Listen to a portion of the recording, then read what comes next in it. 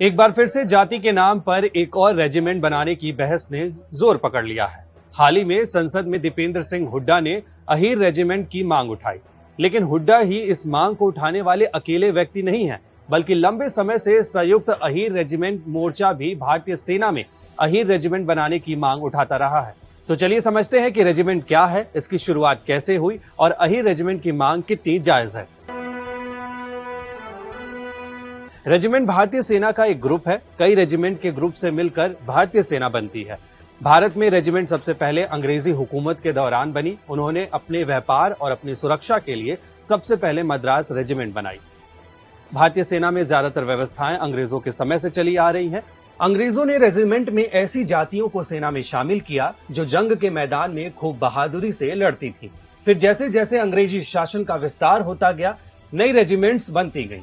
लेकिन कई बार ये सवाल उठाया गया कि आजादी के बाद सेना के जाति आधारित रेजिमेंट्स को भंग क्यों नहीं किया गया, और अगर सरकार जाति आधारित रेजिमेंट के खिलाफ नहीं है तो आजादी के बाद कोई नई जाति आधारित रेजिमेंट क्यों नहीं बनाई गई। दरअसल आजादी के बाद भारत को एक के बाद एक बड़े युद्ध लड़ने पड़े, जिसके कारण सेना में बदलाव करना उचित नहीं था। आजादी के बाद एम करियप्पा को भारतीय सेना का पहला कमांडर इन चीफ बनाया गया। उन्होंने पहले की व्यवस्था के साथ सेना को नए भारत के लिए तैयार करने का भी काम किया। हालांकि देश में आजादी के बाद सेना में भर्ती प्रक्रिया में सुधार करने के लिए 4 समितियां बनाई गई, लेकिन किसी ने सेना में नई जाति आधारित रेजिमेंट बनाने या भंग करने की बात नहीं कही।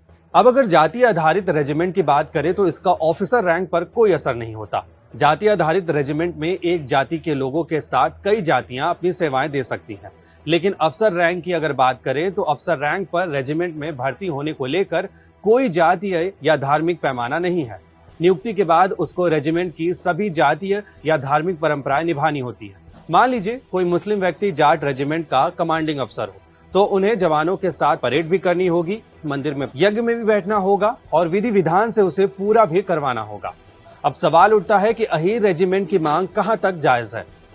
इसका समर्थन करने वालों का तर्क है कि 70 सालों से अहीर समुदाय ने देश के लिए कई बलिदान दिए हैं। खास तौर पर साल 1962 के रेजांगला युद्ध में 13 कुमाऊं के 120 जवान अहीर समुदाय से थे। इसलिए अहीर रेजिमेंट बनाकर उनकी शहादत को सही सम्मान दिया जाए।